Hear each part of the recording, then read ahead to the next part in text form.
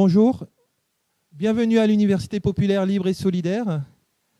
Nous sommes ces nouvelles générations de pensée qui, refusant tous les a priori des destins tout faits et des échecs programmés, toutes les fatalités contemporaines, ici, au Grand Voisin, dans l'amphithéâtre Le Long, construit en 1957, en face du bâtiment Pinard, où 400 000 Parisiens sont nés, dans ce qui est encore quelque peu, et jusqu'à la fin de l'année, l'ancien hôpital Saint-Vincent de Paul, nous continuons cette guerre sans merci contre la misère morale et matérielle qui touche les plus démunis, de toute couleur, toute classe sociale, tout sexe, tout âge, avec ou sans papier, contre la violence contemporaine, contre la post-vérité qui attaque de toutes parts, contre les préjugés, les idées fixes, les passions tristes, faites pour des civilisations libres et solidaires.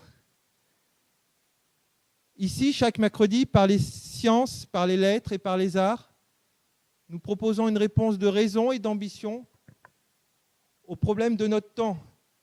Réchauffement climatique. Dans 15 jours, l'économie sociale et solidaire peut-elle sauver l'économie? Dire Dieu, dire les dieux. Lors de la séance sur la chimie, nous avons vu que même si Lafarge, Monsanto et Total ont de solides arguments, nous avons également les moyens de nous défendre.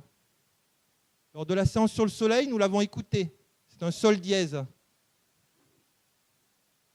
Lors de la séance affrontée pour avancer, nous avons entendu les évolutions des politiques sécuritaires, des États et des pouvoirs. Et nous sommes téléportés, on va dire, en mars 1871, à la Commune de Paris, rue du Chevalier de la Barre, lorsque le général Lecomte a dit « Anjou et feu » et que les soldats n'ont rien fait.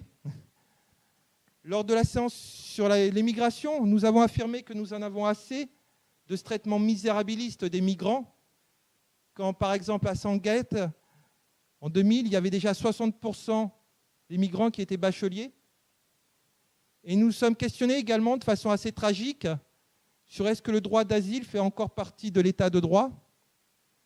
La semaine dernière, sur les biodiversités, nous avons entendu que les espèces et les écosystèmes sont piétinés par l'anthropocène, c'est-à-dire ce terme qui désigne notre époque où l'homme ordonne à la nature. Et donc aujourd'hui, nous partons dans les étoiles, vers les premières équations, à la recherche du chat de Schrödinger, mais également à la recherche du chat philosophe d'Alice au Pays des Merveilles.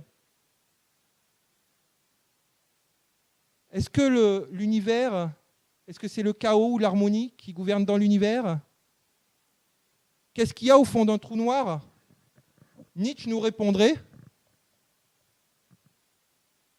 qu'il est nécessaire d'avoir du chaos, un chaos au fond de soi pour voir émerger une étoile dansante. Mais il nous mettrait en garde aussi. Si tu regardes au fond des abysses, les abysses regardent en toi. Et il nous questionnerait, de quelle étoile sommes-nous tombés pour nous rencontrer?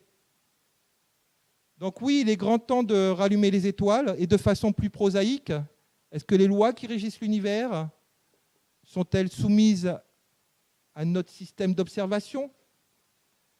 Et est-ce qu'il est toujours d'actualité que toutes les lois de la nature fusionnent vers une seule équation pour faire un pont entre la relativité générale et la mécanique quantique? Donc aujourd'hui, avec Aurélien Barraud, astrophysicien du laboratoire de physique subatomique de Grenoble, et avec notre Maël Haïnim Chérif, descendant, dit-il, du prophète, et Berger, qui a fondé la Galerie des Arts Voisins, eh ben on va partir dans les étoiles tout en restant dans l'amphithéâtre Le Long.